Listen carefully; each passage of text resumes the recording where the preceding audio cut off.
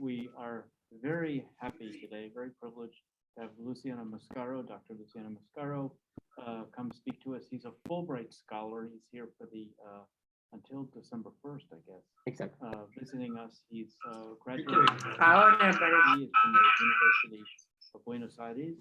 He teaches at the University of Buenos Aires, and he is a researcher at this, which is Council for Scientific and Technological Research in Argentina.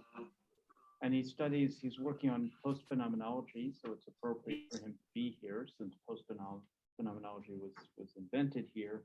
And he's been a very active member of our research, of our reading group in the philosophy of technology. So, Luciano, welcome. Thank you. Thank you, Professor. Okay, so I just am over here, and I ask you to, well, thanks, Professor Cruz, for the introduction. You already know who I am. So I'll just get straight to the point.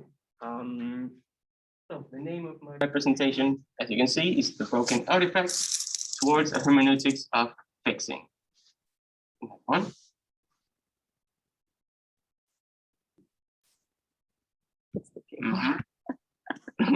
There we go.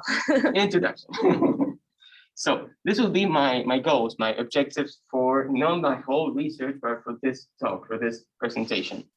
I would like to call for attention to a frequently overlooked phenomenon, that is the correlative experiences of breakdown and fixing.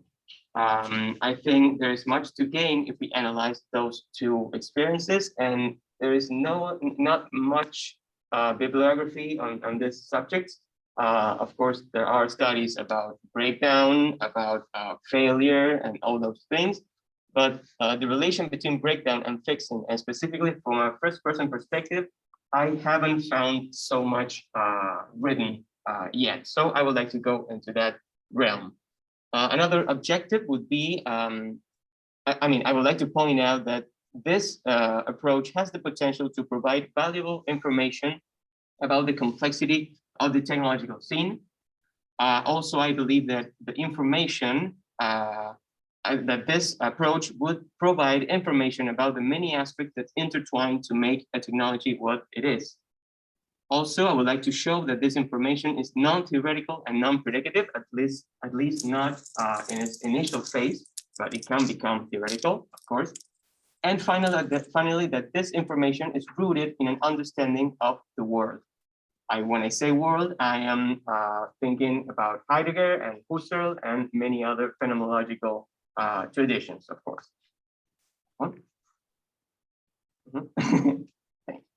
Well, this is kind of an inspiration for me. You might know what this is. I learned about this a couple of days or weeks ago. The practice of kintsugi. This is like a metaphor for what I'm trying to do here. The practice of kintsugi has to do with the fixing of pottery, specifically pottery, by using, I want to say the correct word, lacquer, right? Lacquer mixed with powdered gold or powdered silver. So the idea is when a vase, for instance, becomes broken, one can fix those fractures using gold. And the idea is to bring out the fracture, because that fracture is part of the history of the artifact. And it renders it beautiful to showcase that, that fracture. So what I'm trying to do here could be considered some kind of philosophical kintsugi, because I am trying to bring out the valuable information that can be found in the breakage of artifacts, because I believe that there's much to gain if we analyze those experiences from a first-person perspective. So this is simply an inspiration, and I wanted to show this picture here because it's beautiful. So initial concepts in a wide sense, when I will be talking about breakdown and fixing, and for me, for this presentation at least, when I say breakdown, I mean any phenomenon that deviates or interferes with the regular unfolding of a task that involves an artifact. And correlated in relation to the first idea, The idea of fixing, for me, would be any phenomenon through which a subject intervenes over the interference in order to return it to the unfolding of the task. So there has to do with an experience of interference. So interference, something that deviates from a task and then bring it back to the task. So requirements for me for something to be analyzed in this talk is there has to be at least an artifact, a subject or a group of subjects, and an interference in the unfolding of a task. This leaves out many, many things that could be considered breakdown or fixing that I'm not going to be dealing with. So I am trying to establish limits here. And a small disclaimer, I will only be focusing in low tech in this situation, in this presentation. So I will go quickly here. My framework, what interests me, among many things, is where does philosophy of technology get its information? And I think that there might be many sources of information. I would like to position myself in a first-person perspective. That means a perspective that takes into account the relation between, for instance, humans and technology in this case. So the focus is the experience of the relation between one thing and the other. Not only technology, not only humans, but the relation between one and the other. That would be my idea of a first-person perspective. So that could be called a post-phenomenological or phenomenological approach to this problem. So I will make use of a key concept. That's the concept of multi-stability. It has a long tradition, this concept. It has become classical, really traditional. That's what I would like to give it a little twist in this other idea. But the idea behind multi-stability is that objects and phenomena can acquire, I call it density or steadiness or social firmness in many diverse ways. There are many ways in which something can become what it is and stay what it is through a particular trajectory. Each one of those ways in which something can become steady constitutes a trajectory or a path, or if you want to use the same word, a stability.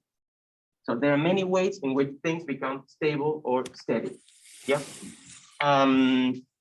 This idea of multi-stability is an ontological structure of any technology, but of course, not only technology. This is something that, for instance, Robert Rosenberger brings out, that this is an ontological category.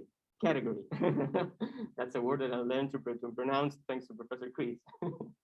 So this is an ontological structure of any technology.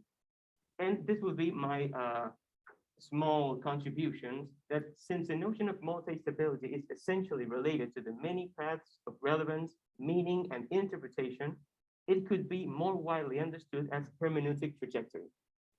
So multi-stability, if you widen this idea, or you focus on the interpretation aspect of it, we could call them hermeneutic trajectories. So I'm going to be using those two concepts as synonyms at sometimes, okay, at some point.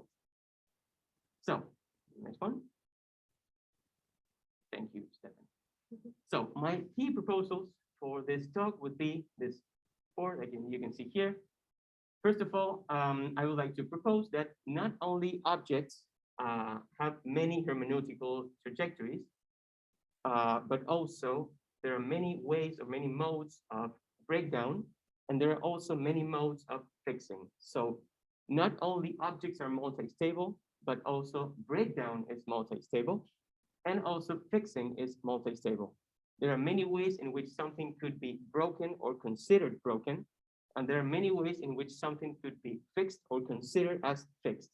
So this has already been widely analyzed, but these two have been not so much work over them. So that's what I would like to expand upon, those two.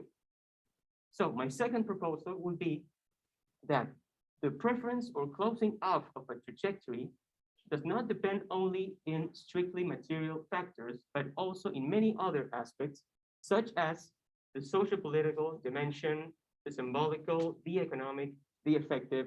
That means the reasons why one trajectory becomes selected over other, or why one trajectory becomes obstructed, has not always to do, and many times it doesn't have to do with the strictly material structure of something, but with other aspects such as those, right? So many other reasons why something is not selected as a solution or is not considered as broken has to do with all of these aspects. My third proposal would be to give a name to those aspects in order for me not to go over all of these sentences every single time that I want to talk about them. So I came up with this word to call to name them. I would like to call that group of strictly non-strictly material aspects the amphitechnological. When I say amphitechnological, you might see that I am playing with the idea of amphi, the Greek word that has to do with, for instance, amphibians that live in both worlds at the same time. I am not trying to say that what is really technological is the material aspect, and then there's another aspect that is on its side. No, I am saying that both words are the same word. I'm saying that technology is also social, political, symbolical, economic, effective, and many other things. That's why I chose the idea of amphi, right? So my fourth proposal will be that the information revealed through breakdown and fixing is relevant to philosophy of technology and is obtained in a pre-theoretical fashion. There is much that we already know, but that we don't know that we know. Yeah. So next one. Oh, okay. They just show up. Okay. So types of multi-stability. Do you have the PowerPoint? Okay. They appear like one at a time. Oh, everything's on it. That's okay. Then let's not touch anything else. Okay. We'll figure it out. Let's just leave it there. Leave it like that. That's no problem. Sorry. Okay. Oh, there we go. So multi-stability of artifacts. Let's speak about that first. Many trajectories through which something becomes stable, has or acquires social density. The classical example will be the first one, the example of the hammer that I just may appear with a magic spell, okay? The hammer is the classical example, and a hammer could be used to drive nails into a piece of wood. It could be used as a paperweight. It could be used as a murder weapon. It could be used to check the reflexes of someone if you hit him in the knee. So there are many trajectories associated to this device, and some of them become open, some of them become closed, depending on context, and depending on many, many things. But every single piece of equipment has many possible trajectories. Another example would be the one that I just made here appear. That's a lie. Actually, Stephanie is making them appear. So I thank her a lot. A jacket could be used as a pillow. Maybe you have done that. I have done that. And I think this is an airport. So you might have had that experience. If you fold it many times, jacket could become a pillow. That's another of its trajectories. So that's another one of its stabilities. Another example, the last one. A knife could be used as a screwdriver, right?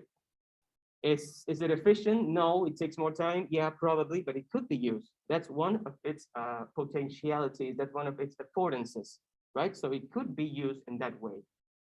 These are examples of the multi-stability of artifacts. I am not going to go into that problem right now. I would like to move on to the next problem. That's the multi-stability of breakdown. So first example would be the example of a broken umbrella. There are many ways in which an umbrella can be considered broken. I am going to first make everything disappear. Sorry, the people on Zoom. No problem at all. If you want, just leave all the images there. There's no problem, Stephanie. Okay.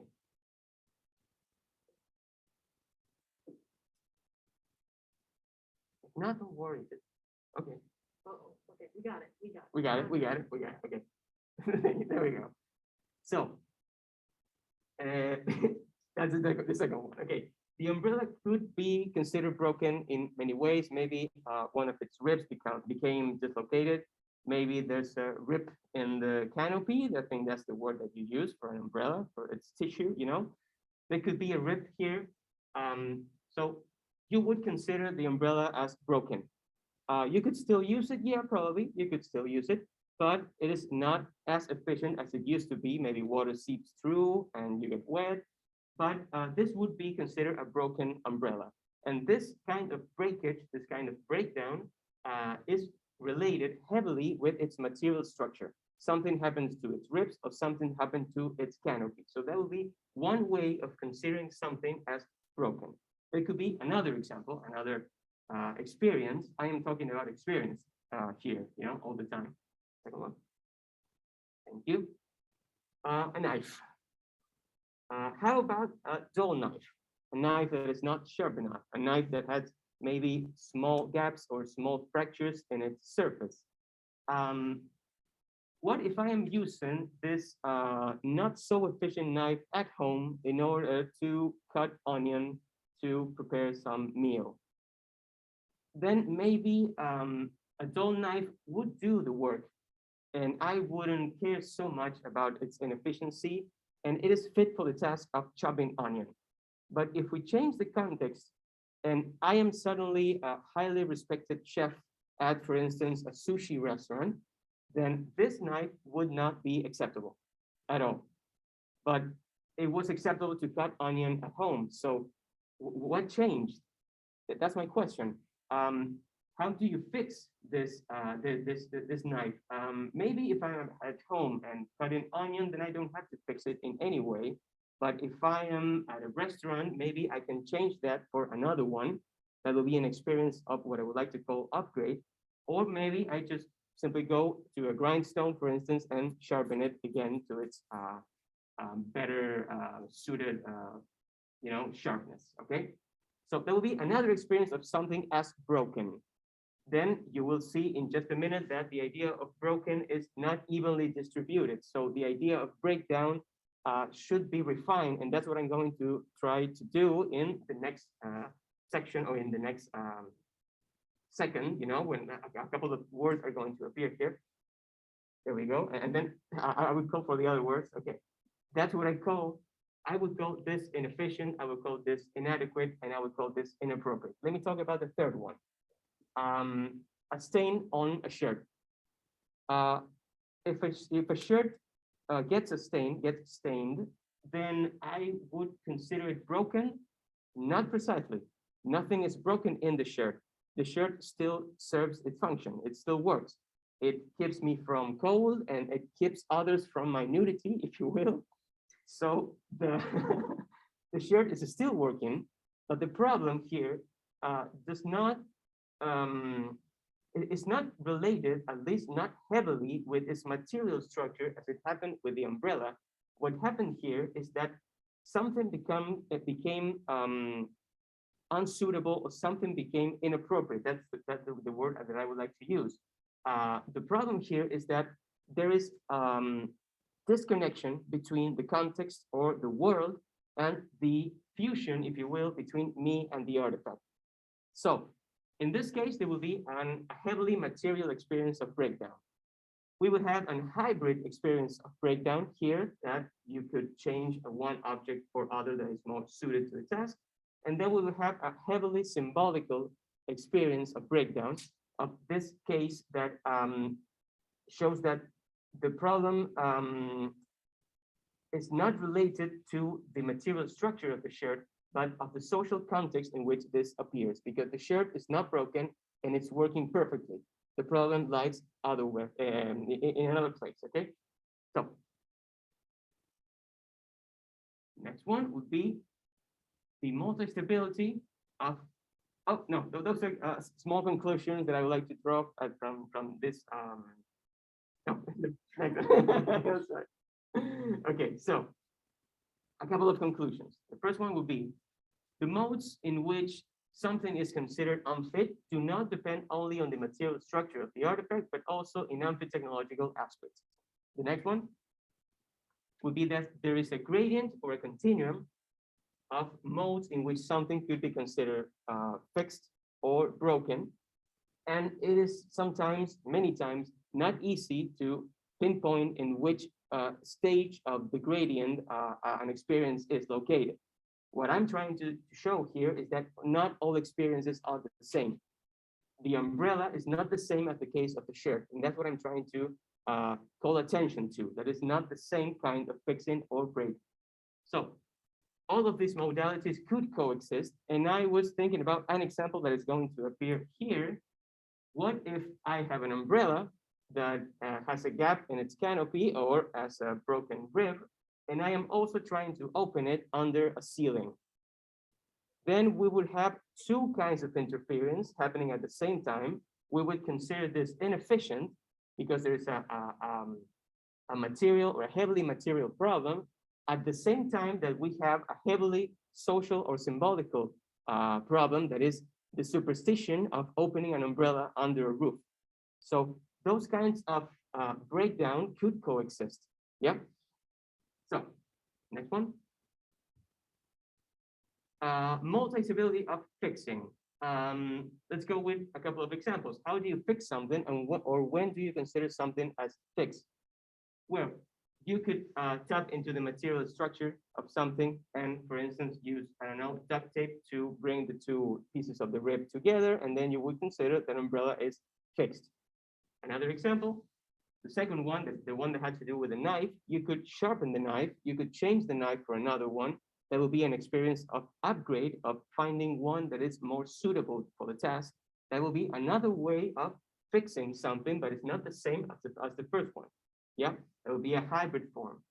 And the third solution, if you will, would be finding a way of fixing that shirt. The shirt was not broken.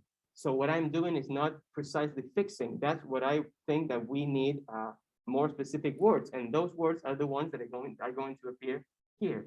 For the first one, I would like to use the word repairing. I repair something in its heavily material structure.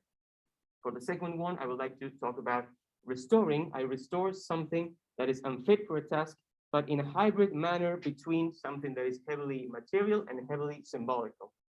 And for the third one, I would like to call, to use the word reconciling. And for all of these words, I would like to thank Professor Chris, Gino Alia, and Jennifer Carter for their contributions. They helped me find the correct words and make this structure appear. So I am repairing the material structure. I am restoring the one that is more suited for the task. But what am I reconciling? The problem here is not that the shirt was broken, but that something became detached. And I believe that what got detached was the relation between me and the artifact on one side and the world on the other. So like when a couple fights, then they reconcile, they go back together. What became, in this case, broken or separated was the relation between the artifact and me and the world. And that's what I am reconciling. I am bringing the two things back together. So, moving on. So to illustrate these things, the notion of continuum, the coexistence of modalities, and the plurality of aspects, I would like to bring one example quickly. That is the example of the broken backpack. And that's the next slide. Okay. Let's see that this happens to us. Probably this has happened to us once in our life or many times. In my case, it happens like once a month. It happens every time. So what if the zipper becomes loose and suddenly the backpack doesn't close? We have a problem that will be considered a problem, right? How do we fix it? How do we go about fixing it? There could be two ways of fixing this. Actually, there could be many ways of fixing this. One way could tap into its material structure and bring a solution to the material problem. I didn't find the precise picture for this. I would have liked to have the duct tape on top of the zipper, but I didn't find it. So you can imagine using duct tape to put over the gap, and then that solves the problem in some fashion. It is again closed, so no one can get into your backpack and steal something. Okay, so it would be considered fixed, but that is a kind of fixing that has to do with the material structure of the backpack. But there will be another way of fixing, and that would be what this guy is doing. One more. This is actually a picture that was taken in a train in Argentina. We do this frequently when we drive or when we use our public transport. The backpack could be shifted to your chest, could be moved to the front, so you can have a line of sight with your backpack, and that prevents someone from trying to steal something from you, from putting their hands into your backpack. So the problem of the breakdown of the backpack could be solved by tapping into its material structure, or it could also be solved by tapping into the amphi-technological aspects, because those two would be solutions. But the second one would be a heavily social solution. What I'm dealing with is the problem of the context in which the problem appears. I am not allowing potential robbers from reaching into my backpack by moving it into my chest, okay? So the first one I would call an example of repairing, and the second one would be for me an example of reconciling. Yeah, so moving on. I will now present two main examples. These examples will be organized through questions that come into play. The questions are implicit and non-theoretical. They are simply focuses for attention, for our attention. There is, of course, an overlapping between all of the questions that I'm going to be presenting. The questions are not ordered by relevance. The order is not stable. They shift all the time. They change all the time. And the experiences of breakdown and fixing also overlap. That means you will see that some of the questions deal more with the material structure of artifacts, and some other questions deal more with the symbolical aspect. But those two overlap all the time. Yeah, so what I'm going to present is, of course, not exhaustive. That's by no means I try to imply that those are all the questions that one could find. But I would like to say that breakdown and fixing also overlap. By this, I aim to show how material and amphi-technological aspects are essentially involved in those correlated experiences. And finally, I would like to show how different modes of the world become disclosed by these experiences. So I begin with the first example. Oh, first, the implicit questions. What would be these implicit questions? These are not all by any means. Many other questions could be added to this list, but this is like the minimum amount of questions that I could find. So first question will be, is it tolerable? Doesn't matter. The answer that I find for this question would open up some trajectories and close down others. If it's tolerable, maybe I won't even go into the fixing stage.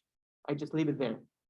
But if it's not tolerable, then I would like to find a way of fixing it. So that's an important question. Second one, how much time do I have? There is a time relation, a temporal relation to the experience of breaking and fixing. So how much time do I have? Am I in a hurry? Is it urgent or not?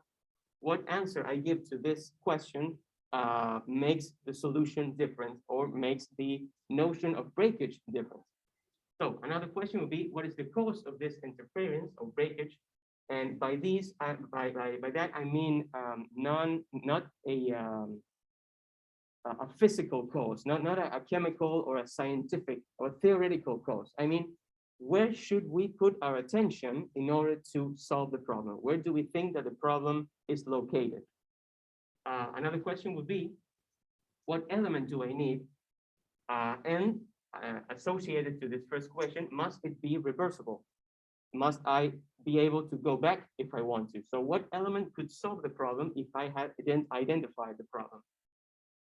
Next one would be, am I skilled? Or in other words, who am I? That means maybe a solution is the optimal solution, but I am not skilled in that task. So I cannot do it, or I cannot do it on my own. Maybe I need someone else. So that would be another question. Next one, where am I? This has to do with the context, and maybe something that happens at home does not open up the same possibilities as something that happens in a public space. So where am I is a really important question in this issue. How do I feel? This has to do with the affective disposition, because maybe if I am amused by the breakage of something, then I will probably not even try to fix it. But if I am angry, maybe I will try to fix it quickly. Or maybe if I am upset or sad, some other solutions will come up. So there's also an affective disposition that is related to the experiences of breakage and fixing.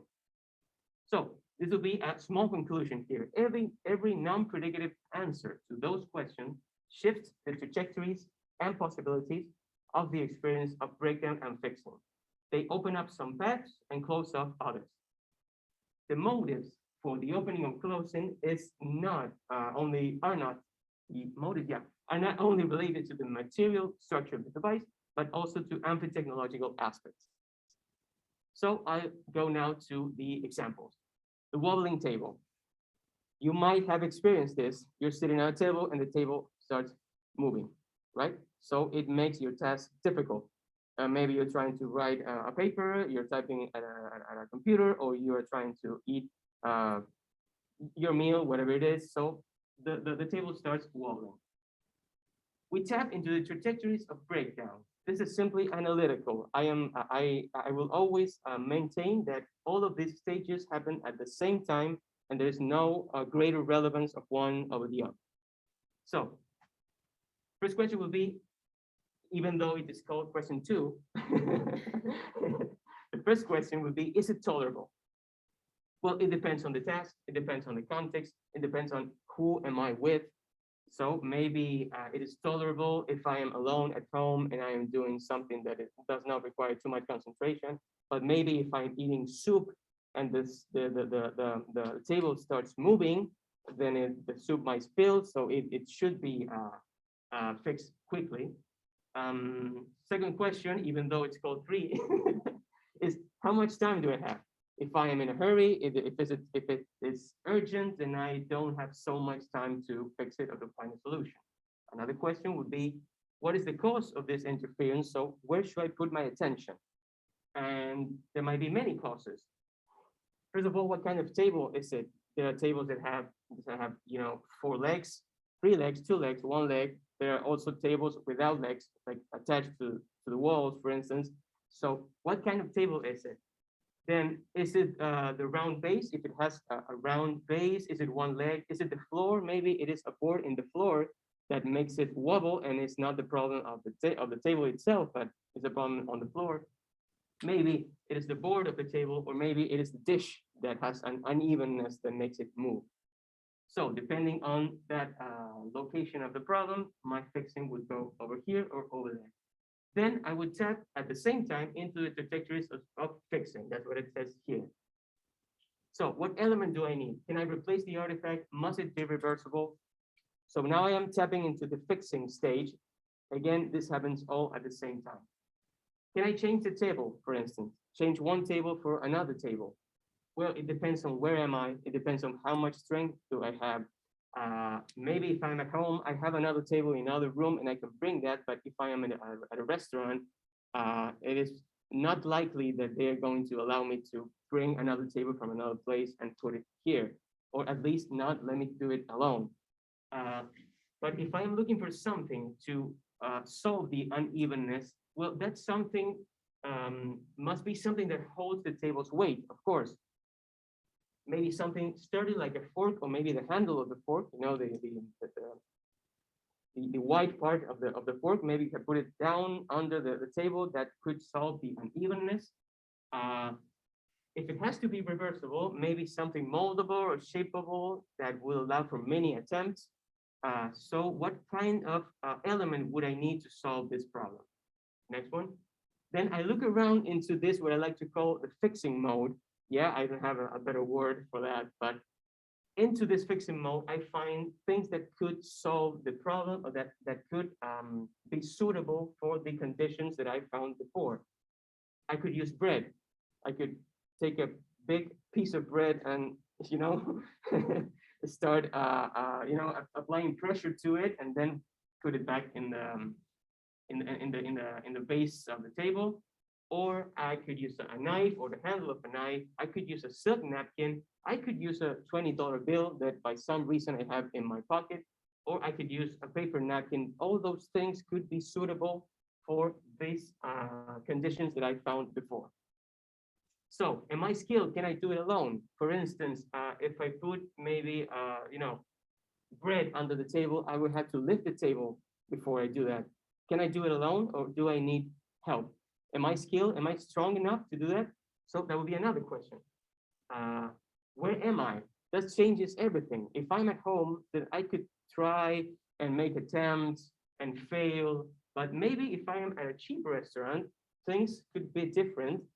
Maybe if I'm at a fancy restaurant, things could be even more different, or maybe if I'm at a friend's house, he will allow me to do some things that other friend would not allow me. So depending on where some trajectories become open or available, and some other trajectories become obstructed. That's what I'm trying to show. And all the time, I'm trying to show that not all experiences are the same.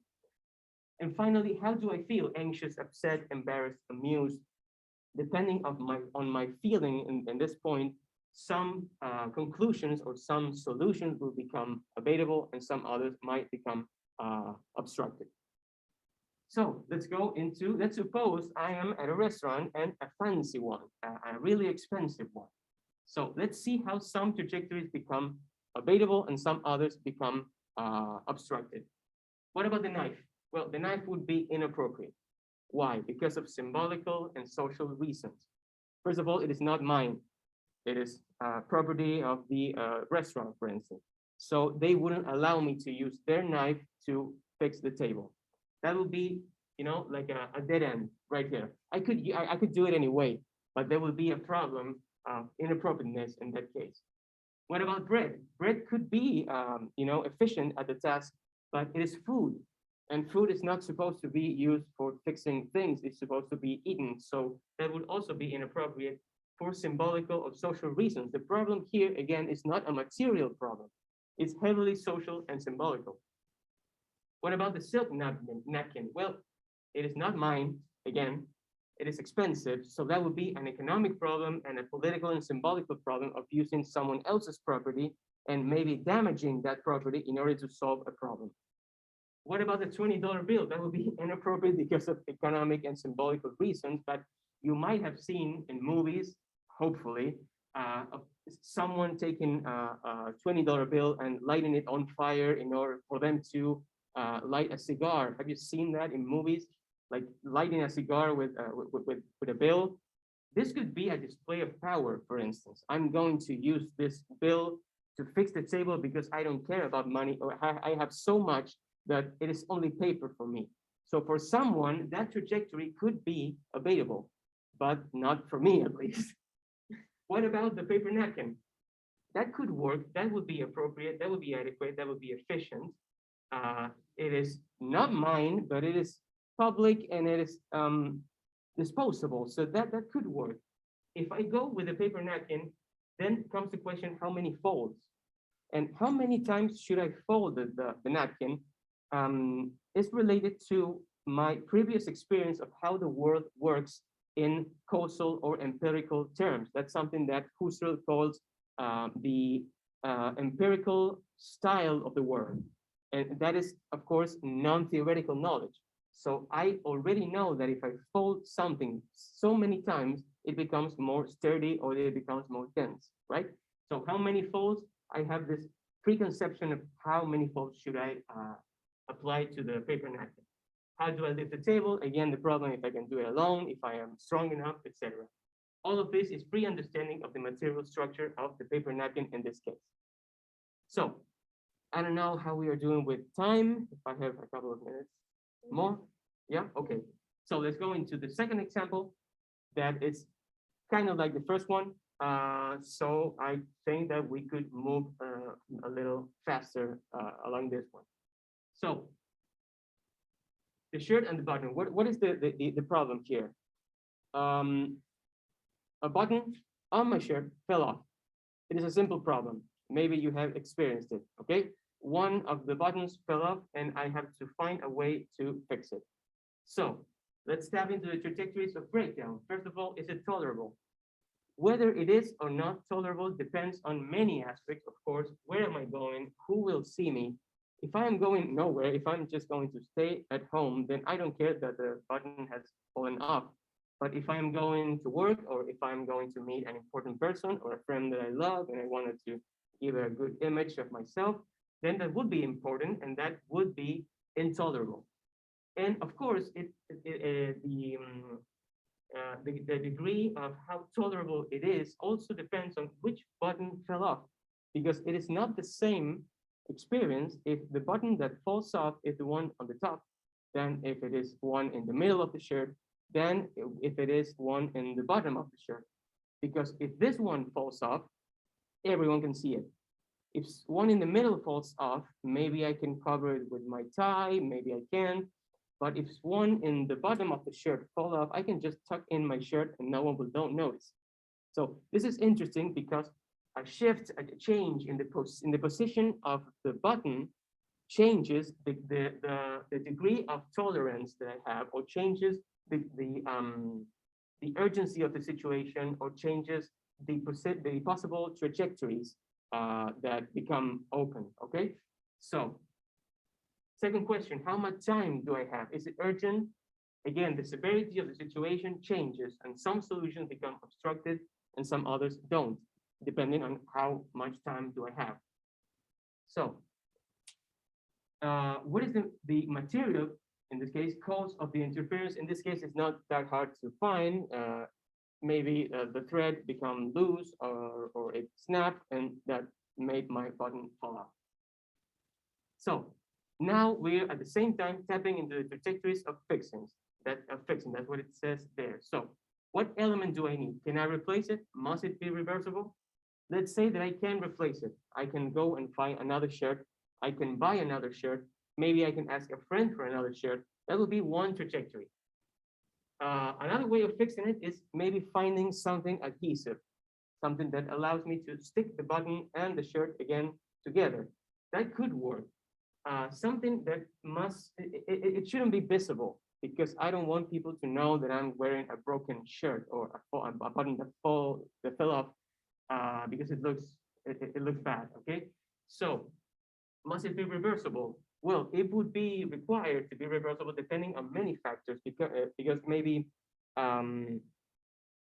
if I am trying to simply live through the day with my shirt without a button, and then I'm going to go to someone who knows how to fix it, then it should be reversible, and the solution that doesn't have to be very permanent. But if I would like to, have this shirt for the rest of my life, then I would like to have a more steady or irreversible solution. So I look around in this fixing mode and I find things that could work, or I don't find them, I think of them. Maybe thread and needle, that would be the ideal solution, one might think. What about a safety pin? I could use a safety pin to put the two things together, but there are problems with that. I could use tape or duct tape, to put like a piece of tape here, fold it against itself and put the button here and then put the shirt over there. That would be a kind of solution, but it would look weird, of course. What about duct tape? That has the problem that it's gray and it's really visible, so the problem grows. I could use school glue, or I could use, for instance, super glue. If I use super glue, what I'm going to do is to fix the two pieces of silk together and then put the button on top. That is completely irreversible, well, not completely, but really difficult to bring back to the initial condition. So those could be solutions. So am I skilled? Again, can I do it alone? Maybe all of this I can, but this one in particular depends on some skill that I have developed. For instance, I don't know how to sew. I don't know how to thread a needle. I might need the help of someone else.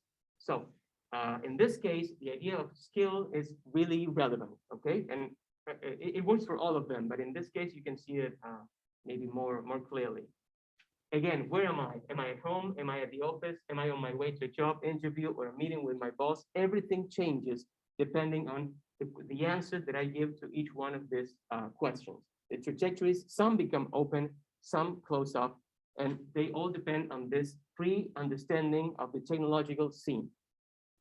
So next one, let's go into the solutions, if you will.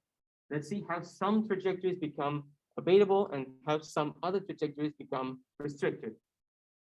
Can I change the shirt? It depends on the time. It depends on how money do I have, how much money do I have. Maybe I have another shirt in my closet. Maybe I have the time to go to another, to a shop and buy another one. But maybe it is my lucky shirt. And I have to wear this and only this. I absolutely have to wear this because this is the one that brings me luck. And I have to go to this meeting with that shirt and there's no changing for that shirt. So the change here would be closed off, okay? Maybe it is the only one that fits the rest of my suit and I don't have another suit. So some trajectories can become abatable and some others might become obstructed. What about the thread? That would be adequate, but of course it requires skill and it requires time. So we have social problems and we have pragmatic problems that would open up or close up this kind of solution. What about the safety pin? Well, it doesn't look good. So we have a symbolical and a social problem. Maybe I don't care and I do it anyway, but maybe I do care. So this becomes closed or becomes unabatable. What about tape? Well, depends on the type of tape. It also doesn't look good. So it would be inappropriate. And again, I would have a symbolical and a social problem. What about school glue? Well, school glue might be too temporary. It might fall off again. So I am back with the problem again in the middle of the street, for instance. There, the problem would be, again, material and also social, you know, because I would have the problem one more time. Super glue has another problem that is too irreversible. And maybe if I want to bring my shirt to its initial condition, I would have to rip it apart. I would have to apply a lot of strength and maybe I simply break the shirt and I render it unusable. So this might be too irreversible and you must damage the shirt to restore it. So that would have a material and an economic problem to it, okay? So those were the two examples and now I'm going to start with the conclusions. What I tried to show here is, in my talk, in my presentation, is that depending on material and amphi-technological aspect, some trajectories can become available or obstructed. I also tried to show that not all breakdown is the same and that not all fixing is the same. The experiences are different. There are different kinds of fixing and breaking. There are different kinds of experiences and they should be accounted for in different ways. So I also tried to call for attention to an area of phenomena from a first-person perspective. Also, I tried to show how much previous understanding of the technological scene we already have. I tried to highlight the multiplicity of aspects that come into play to make an artifact or an experience of breakage or fixing what it is. And finally, I tried to show the complexity of the technological scene. Where to go from here? Where many possible developments. I will go through this really quickly. What about shared or communal breakdown and fixing? This is something that Jennifer Carter proposes. So this is a really interesting idea. What if something becomes broken, but it's something that is made by a group of people and not only one person? It is property of a community, for instance. How do we all fix something? The degradation over time. What if something becomes broken, but slowly over time? Would that be considered breakdown, or what kind of breakdown would that be? This is something that Professor Kreis proposed, and I think it's really, really interesting. This could be applied, I believe, to scientific experiments and discovery and failure to analyze, malfunction of scientific artifacts, for instance. So what is breakdown within the context of scientific experiment? Is it breakdown?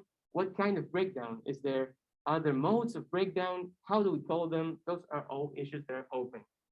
Of course, the role of the acquisition of abilities, because becoming an expert with something opens up possibilities and closes up other possibilities. So becoming an expert and the degree of expertise changes the whole experience.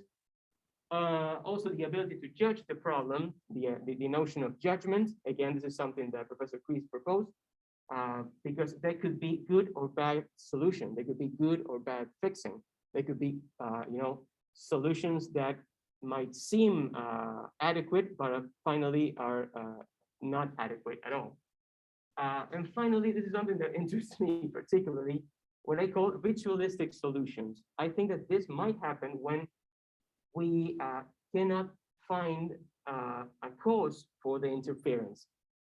So we go into this kind of not greatly grounded ways of fixing something. And I'm thinking about the experience of a remote control that stops working. I'm trying to change the channel and suddenly it stops working. So I start banging my remote control with my hand. Have you done this? I know I have done this, like banging and then suddenly it starts working again because that sometimes happens. For me, that would be a kind of ritualistic solution where I cannot tap into the correct cause of the problem, but I can do something to perhaps fix it. So what happens to those solutions that cannot pinpoint the correct cause of the problem? So those will all be possible developments of what I just presented. So that will be all, and I thank you so much for joining me. All right, so a few questions. Maybe we'll try to alternate in person and questions.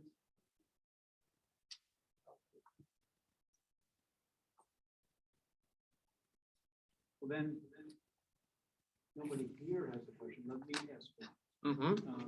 I really like what you're doing and focusing on what the different kind of Ahora se puede hablar. or No. but I just Heidegger talks about breakdowns, but it's clear that he's going towards the concept of world. He's not interested really in breakdowns. They're just interruptions with showing what the world is. But he's after that world. So I'm wondering what you're after. That is, I'm afraid that the numerous ways in which you enumerate, the various materials and so forth, is too much about stuff, and that you're sort of, if you get to the symbolic level, then this is a very, very revealing concept. So I'm just wondering, do you see any dangers in getting stuck in the zippers and the tape and so forth? And aren't you really moving in the direction of symbolic? I mean, I would like to move in the direction of the symbolic. I would like to show how much of amphi-technological charge there is in every solution that we come up with. And that's something that I propose, that there is a gradient or a continuum where every single kind of solution overlaps with the other. So you might find that it is impossible to differentiate one from the other, which would mean that even in the case of the umbrella, there would be a symbolical aspect that should also be fixed. So that would be like a spreading of the symbolical problem all over the technological scene and the experiences of breakage and the experiences of fixing. So what I was trying to do here, at least in this is of course a work in progress, right? I am simply beginning this research, but I wanted to show that experiences are not the same, not all the same, that they should be analyzed from not different perspectives, but they have subtleties that should be accounted for. And the direction towards the symbolical, I think that it could be found potentially in every single experience of breakage and fixing. So that would be something that interests me.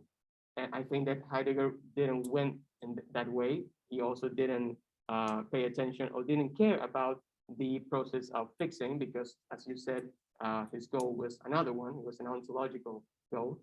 So yeah, about the symbolical, I would like to go in that direction. Let me get more. Let me rephrase it. So Heidegger's after a notion of world, and then he's interested in what kind of world we are living in. I mean, what to alert us as to what kind of world. Now, and of course, at the end, we're living in a very technological world, technique-happy world where we want to solve all the problems by fixing them. And I'm wondering if you could tell the difference between the world, and you probably are able to, but can you tell the difference between a world in which the solutions to everything are technological technological fixes or other kinds of worlds? If I understand your question correctly, I think that these experiences could potentially lead to the distinction between different kinds of world that become available through this experience. Of course, every mode of the world is simply, if we go back to Heidegger, is exactly that, a mode of the world. They're not actually different worlds, but modalities. So yeah, I think that the world experience changes from this perspective, from these experiences. And what each of these experiences opens up is different, and that should be accounted for. But I think that at every single turn, you would find anti-technological issues. So that would be something that is inseparable from the technological experience as a whole. And technology could not be accounted for as materials and pieces that work together and are pointing towards a goal. They are extremely complex. And suddenly this small artisan world of Heidegger's becomes wide open and expands in all directions from this perspective. Because the things that come into play, the things that enter into this world are so much more than what Heidegger said, that we suddenly, not suddenly, but we realize that the technological scene is much more complex than what Heidegger showed or what Heidegger explained. So I do believe that these experiences open for different modalities of the world and show how complex this scene could be. But mainly, I wanted to focus on the difference between experiences and the idea that the anti-technological aspects surround all of them. Even the smaller one of the umbrella, even if this pen becomes broken, there's also a kind of symbolical issue. There's also anti-technological issues in this small breakage of an artifact. I don't know if I... Yeah, how that's good. Anybody online then?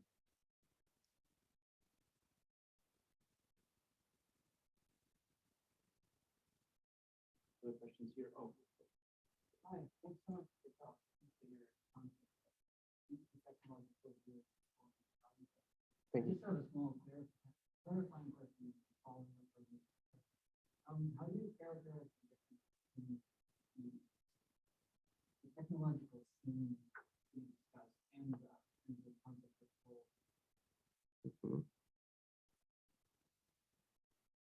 This is being related, I'm not sure that grasp how they're different or whether they are.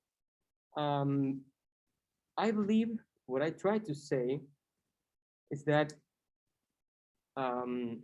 if we take this classical Heideggerian world, especially the world of work, the Bergwelt, and we start analyzing all of its additional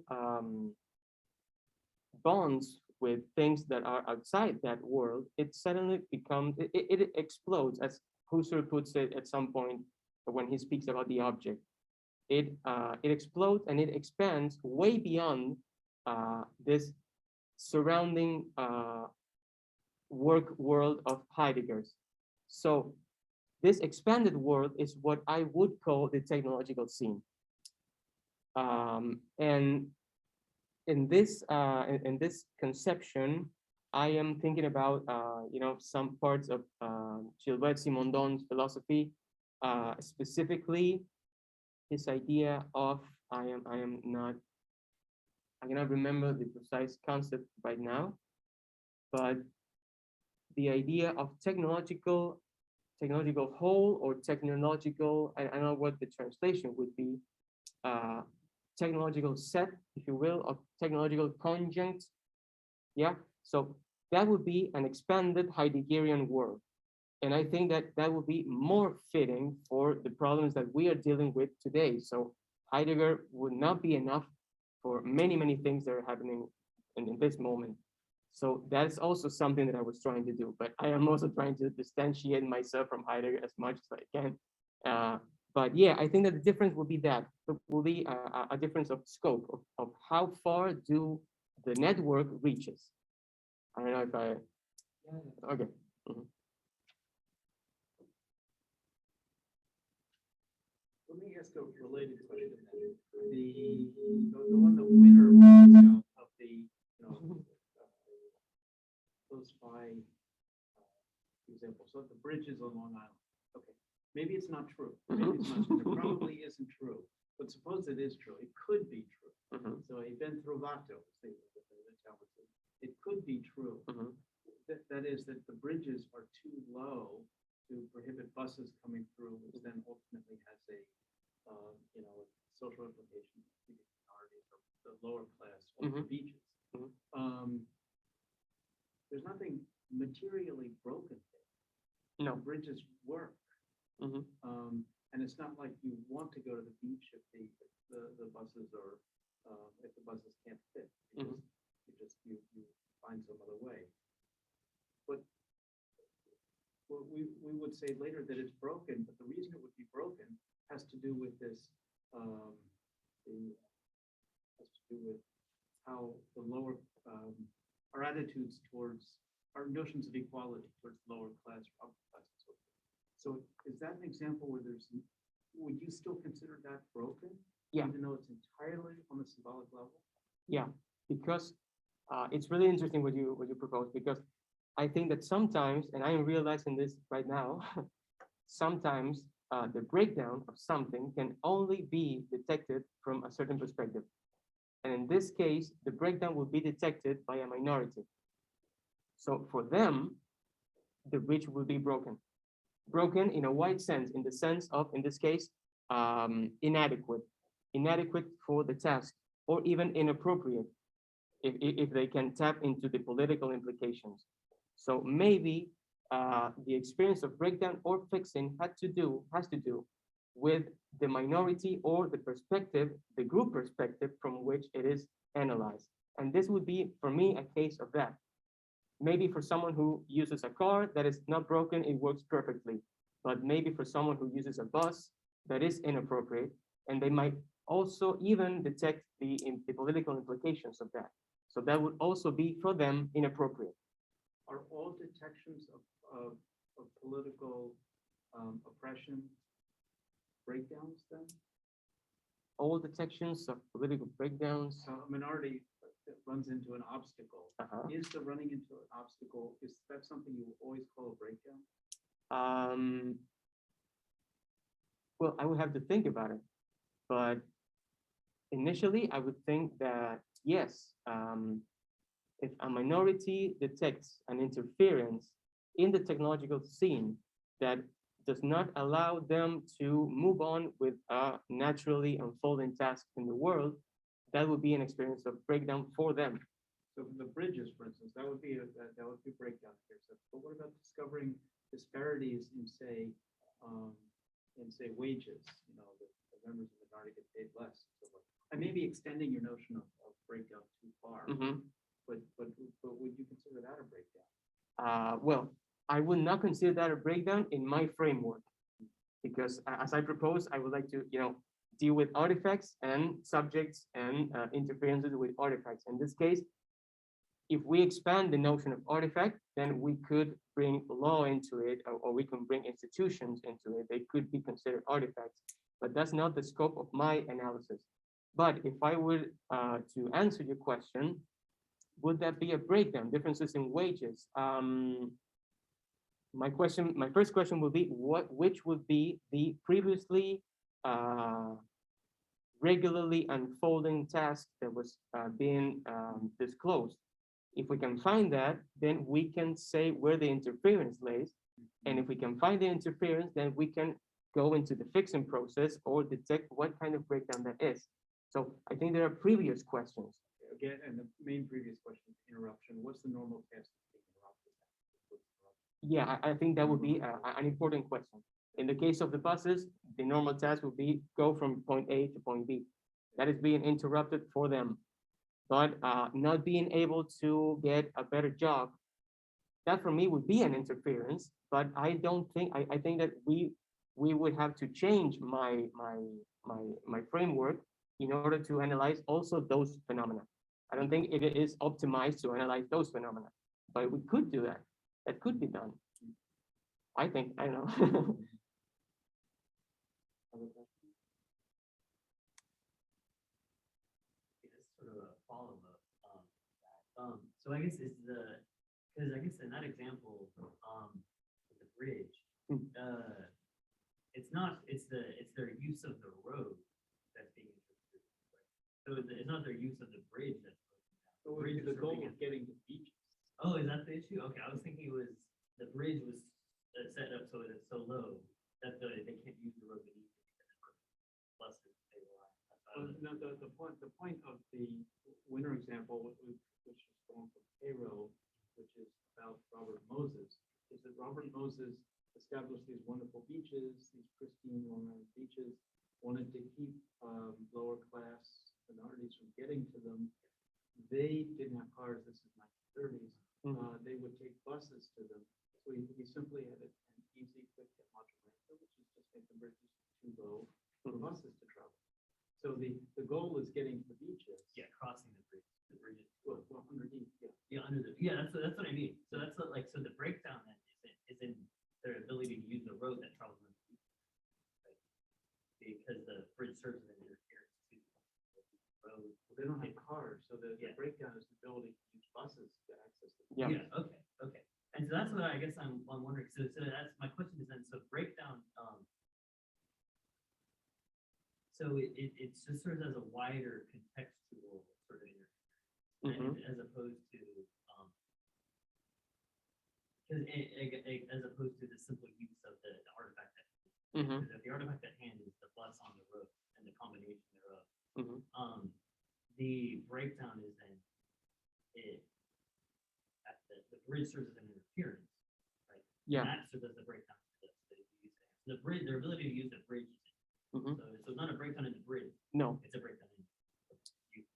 Okay. Well, Yeah, that's why I answered, because the bridge works fine. Yeah, They're exactly. Still Yeah. there. I mean, what I would say that the breakdown does not lay only in the bus or in the bridge or in the road, but in the ensemble of the three. Yeah. And that would be like a Latourian way of approaching the problem. So the linkage between those three artifacts become a technological unit. So you need roads to use buses, and you need overpasses or high enough overpasses to allow them to go somewhere. So maybe the breakdown cannot be attributed to a single artifact, but to an ensemble of artifacts. That's really interesting what you're saying. I'm going to write it down. Well, actually, also what's interesting is the example of something where the breakdown becomes repaired, becomes not a breakdown by time. That is, over time, cars are much more common. So who cares about, getting big buses underneath? And So then I guess that would serve as a breakdown to the original intent of the bridge as an artifact being utilized to prohibit the travel. yeah, it doesn't prohibit it anymore. Yeah, so for Robert Moses, it's a breakdown. Or whoever said that. May he rest in. Yeah. And so I guess I don't know. I guess I had another initial question, which was and this seems like a very basic one, which is the use of the term amphitechnology. Which it seems to me that you said it's like sort of a combination of both, or sort of the conjunction between the material aspects of the artifact as well as the non-material aspects that also go into it. But yeah, I guess I kind of it seems like technology always the term technology includes that combination, right? So it's more as far as something technological, it's not merely material, but it's useful in a given context. Yeah. And so I guess maybe I wanted to so what is the term amphitechnological doing more than emphasizing the non-material aspects of the technological and saying that this is a domain in which there are certain breakdowns that can happen, right, at the amphitechnological level. Yeah. So is that essentially what they use the term amphitechnology? Yeah, I mean, Because I guess my concern is like, is all of that, is the term amphitechnology, is amphi, insofar as the combination of the material and non-material aspects of the functionality of the artifact, isn't technology? Yeah, part of yeah. that? I mean, that is technology, I would agree. And many authors, it is almost like common sense that technology, it is also social and symbolical and economical. What I was trying to do is find a way to speak specifically of those aspects of technology that are also and have always been technological. But if we simply say technology, and then we have to start dividing things into other realms that are also technological, then we will, get into this kind of mixture or overflowing of modes of analysis. So what I was trying to do is to differentiate between simply the materials aspect and the aspect that had not so much, because I never said that they were not material, because a stain on the shirt, it is perfectly material. It requires, maybe oil and silk. So I was trying to call for attention to those other aspects and how these other aspects are also responsible for the opening or closing of trajectories of both breakdown and fixing. So I think that's what the word would do. It would make more visible something that we already knew. Maybe we knew that so well that we should say it again. We already know that technology is also social, etc., but the interferences could be heavily social, and that should be analyzed in another fashion than an heavily material interference. And by this, I am not saying that we can perfectly differentiate between one or the other, but the case of, for instance, the stain on the shirt or the shifting of the position of the backpack is different. You can sense that the interference is different from the breaking of a pen or an umbrella. And those should be analyzed differently, or it should be accounted for that the experiences are different from a first person perspective. Of course, that's the position that I'm taking. So I think that would be the contribution of the idea of amphi-technological, to make something visible and to call for attention to it, and to ask that it should be analyzed in some other fashion. I think that would be the contribution. But another part I thought was to emphasize that the amphi-technological is non-propositional. Yeah. That you can, it's not that you have this, and then you have this, and then you have this. Yeah, exactly. That's what Smith talks about. You can't just, it's not an add-on philosophy technology. Exactly. And that's a problem that happens in phenomenology all the time, because you divide things in order to explain them, but then you must go back and explain that all of them are happening at the same time, and as Heidegger would put it, they are co-originary. Yeah, I mean, what you said, that this idea of amphi-technological also makes more visible the non-predicative side of this understanding. So for me, maybe it is like a flag. Like, here is something that should be analyzed, and we could have this word for it. But if you focus on this aspect that we already know that are technological, but pay attention to them strictly and analyze the difference between different kinds of experience, then you might find different ways of fixing things, of considering things broken, or different kinds of worlds might become open or closed. And for instance, what you just said was that maybe one type of breakdown can only be detected from the position of a minority.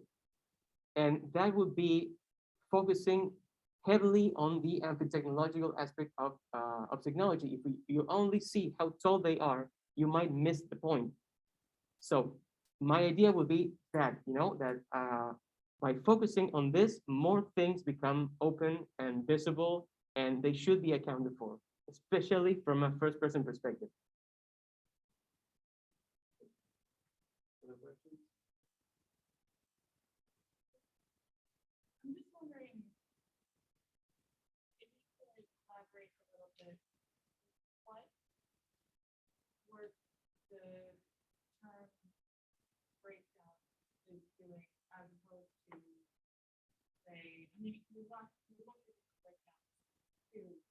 but it suggests that there was formerly a functionality that is now absent.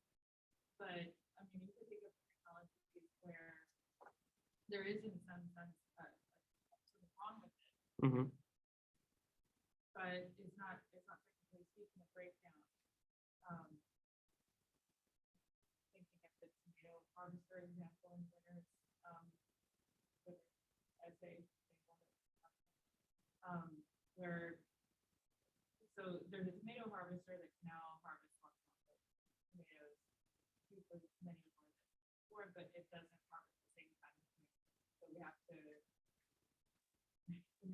to cultivate new tomatoes that work with harvester. So there is something sort of wrong with it, so then we fix it by to make it work. So I'm just wondering if you, what's the significance between those two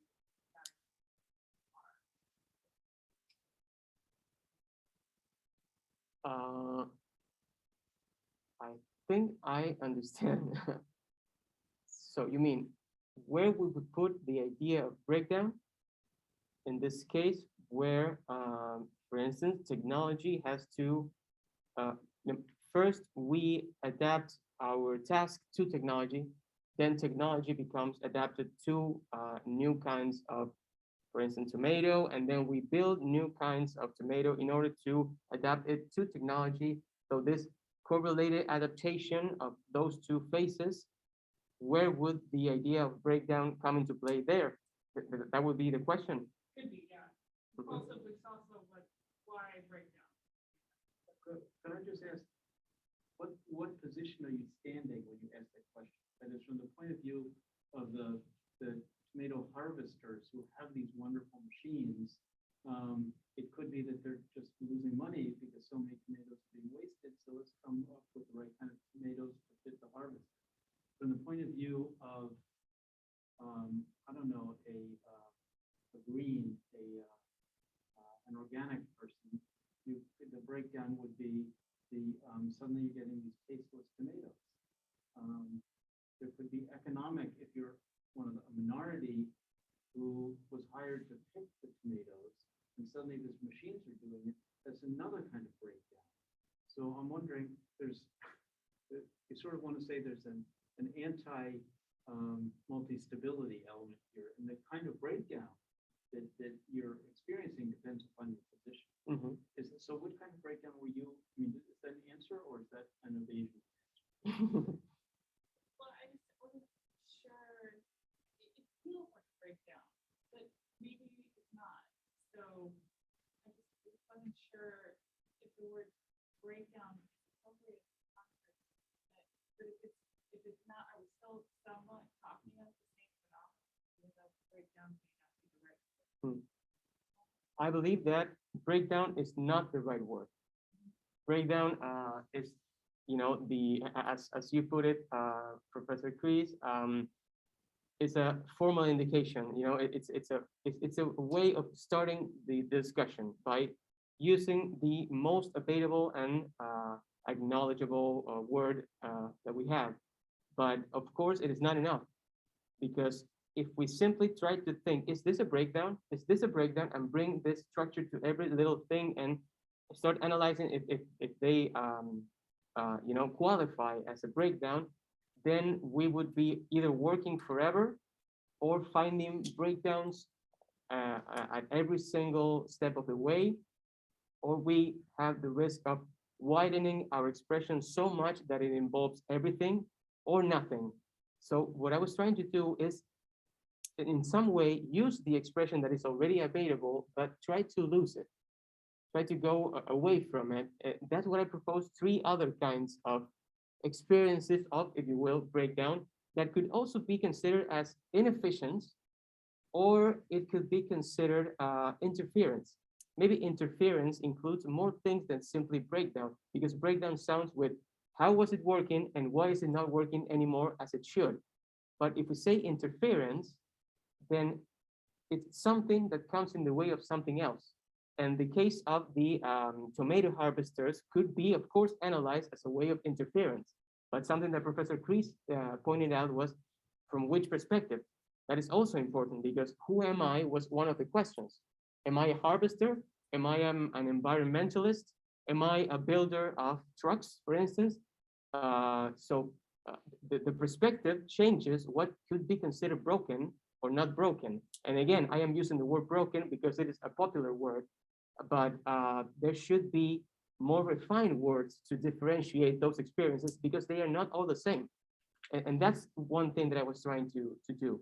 So the idea of asking, is this or is that a breakdown? That's not something that I think would be really fruitful.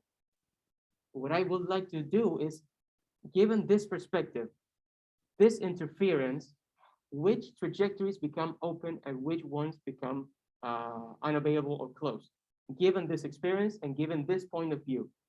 That would be a post-phenomenological approach to this kind of problem. So maybe the scope of my analysis is not that big, but I also think that if we open up too much, then we end up speaking about nothing in the end. So I would say that the word breakdown is not enough. We should move past it. We should use it, but then pay attention to the differences, to the subtleties inside of this big word that encompasses everything. I don't know if I answered. Okay. Question on Zoom. Okay.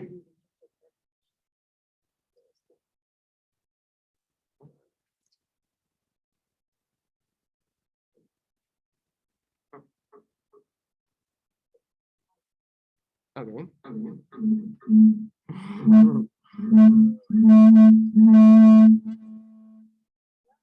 Hit the mute button. You see the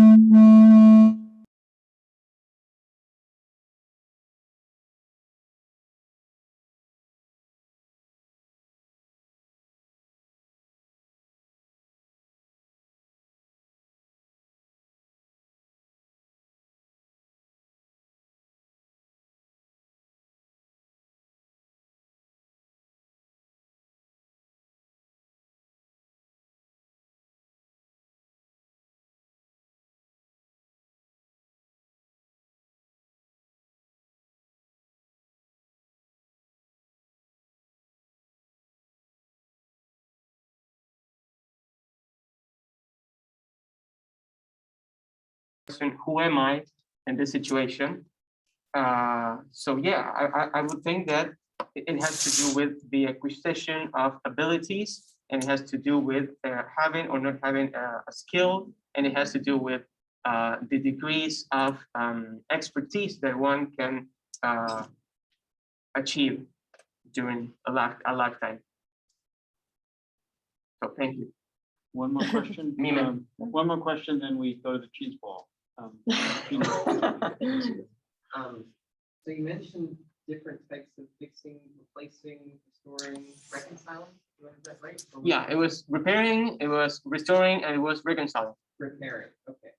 So going back to your first example of was it the kintsugi? Yeah. So that's a good example of something that's fixed but clearly not staying, right?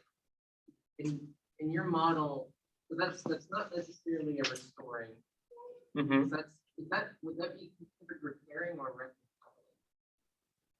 Well, there's a gradient, so I wouldn't be able to precisely pinpoint in which one of those categories that is positioned, but it reconciles something with something. It reconciles the fusion, if you will, of human and artifact and world. Yes, it does. It upgrades something to a more suitable version of itself. Yeah, I think it also does. So it could be considered at the same time an experience of restoring and reconciling. But ultimately, it is a kind of preparing. The thing is that it uses gold in order to highlight something, and that is also something that could be considered an aesthetical effect or a philosophical effect, an ideological effect. So the amphitechnological is all over that phenomenon.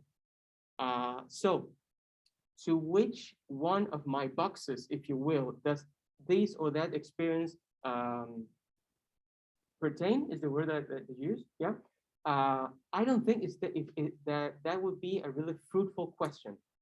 because what I was trying to show is that there is a gradient, but the experiences are not all the same. So from one perspective, it could simply be considered as the fixing of a piece of pottery that got broken, period. From another perspective, it could be considering rendering an object of observation and maybe an object of artistic contemplation or philosophical contemplation. So to which one of those does it pertain? I don't know for sure. But what I wanted you to show is that it could be part of any of those aspects. It is fixing at the same time, and it is rendering an object, an aesthetical object, and also putting it into a philosophical world that is really complex. So I don't know to which that would pertain. I don't know. I think that would be an example of something that transverses the continuum, and maybe that happens because, for me at least, that is a work of art, and that is what art does. It transverses the continuum. That is simply one small idea and quick idea of mine that I'm not going to, discuss in length here, but a piece of art does precisely that. It challenges the divisions that we try to bring to things. There's this work by Duchamp in which it's at the Met, where it was a big piece of glass, the bride or something, and it shattered. Mhm. And he was really happy, and he wanted it, insisted it be exhibited and not prepared, Mhm. that the artwork was shattered. But still, I'm wondering whether you weren't going too far in a way. I interpreted that kintsugi as being more, I wouldn't say superficial, but different. I thought your point was it's a metaphor for what you're doing. It is. Pay attention to the crack. Yeah. I mean, I didn't think you were worrying about the bowl No, at no, all, no. but it's a metaphor for your philosophical Yeah, activity. of course. It was a metaphor, but Gino's question, brings out another problem, that is, how do I apply what I just said? Because there is an underlying tendency of, okay, we have these 3 tools, so let's put thing into those tools. And I would like to avoid that. I was simply trying to say experiences are not all the same. So focus on many aspects at the time, and you will see which trajectories become available and which become obstructed. That was more of my goal. But yeah, I will believe that if you give people boxes in which to put something, they are going to start putting things, and really quickly they're going to find things that don't fit in any box. So yeah, kintsugi for me was a metaphor, an inspiration, but the question of where does that go, it's also a valuable one. And it maybe brings out my point that we don't precisely know to which of them it pertains, but it shows that the experiences could be different depending on the point of view, and the experience of fixing and the experience of breaking could shift depending on the position. Yeah, I think you're right. I guess my point would be theological effect. I think you brought that out very well, that, different modalities activated in different ways depending on the kind of analysis you want to do. I think that's great. I just thought that example was interesting because it's kind of fixing that does not bring back the original object. I was wondering if kind of that question of and Philip is reclaiming something that's broken, like reclaiming or or owning in some way, a kind of fixing in and of itself. Because one thing I was worried about is kind of the experience of breakdown prompts in another experience of fixing, but maybe the experience of breakdown also prompts an adjusting of what the frame of what's broken. That's where I'll only way. I don't think I understand what you mean by that owning. Like reclaiming, owning, It becomes a different thing. yeah. It's the bowl becomes a different kind of object. Mhm. That, I mean, its presentation, you like the new presentation. Mhm. And the Duchamp thing at the Met, you like, art historians now write about that shattered thing Mhm. as a new kind of object. That's what you're talking about, right? You can Yes. imagine political situations where there's a breakdown and the fixing of that is different than what you envisioned, but but it becomes a new normal. Yes, exactly. Yeah, and I was trending heavily towards symbolic. Like I think the example that comes from like how like certain words have been reclaimed, that because they used to be kind of cited as kind of like a stray or an aberration, and they're kind of thinking appropriate as a kind of like an experience unto itself. So, but there is, so I don't think it's exactly repurposing in the sense that it's like the blunt knife example being used for something else once you realize, oh, it's so good anymore for this issue, rather, use it to club skills or something like, not like that kind of repurposing, but more like, now that it's broken, is it, or broken, is there a way in which that kind of challenges what it meant to be fixed in the first place? Yeah. That's all. I think that if something challenges the meaning of something, that would be maybe what Smith called an exceptional technology. That I think that was my point as we were reading this book. Any technology could be exceptional as long as they are viewed from the right perspective or from a philosophical perspective. And one more thing that it's related to what you were saying is that maybe this reclaiming or this owning is related to an idea that I proposed earlier, not in this talk, but in our reading group, the idea of de-automatization, something that is automatic, it stops being automatic. I think that the correct pronunciation of it, de-automatization, I think that's Stopsky. And I believe that that's what art does. And one of the things that art does is to reclaim things. This is mine now. And you should you should pay attention to its structure, to where it is, to what it means, to what an artifact is, to what broken means. So in that sense, maybe kintsugi could be considered a work of art. I think that it is a work of art because it de-automatizes something. It breaks, I glue it, I use glue, I fix it, and then it's over. But this practice is saying, no, look at the breakage. Pay attention to the fracture. The fracture is beautiful. It's part of history. So it is challenging the whole idea of fixing, as you said. So I think that would be, some kind of an experience that transverses, is that a word? Yeah. It goes through all the continuum that I was trying to show. And that happens with art all the time because it challenges fixed positions and what we presuppose about something. So yeah, I don't know if my structure, my analysis would be useful for the study of works of art. I would like for it to be useful, but I don't think that it could, because it relies heavily on the experience of use and the experience of goals and perspectives and trajectories. So I don't know if this could be really fruitful in that area. But maybe a shift here, a shift there, a tuning here, and maybe it could be applicable to that world too. Hopefully. I'm getting hungry, so my normal unfolding of my normal activity would be to head to this table over here. So let's thank Luciano and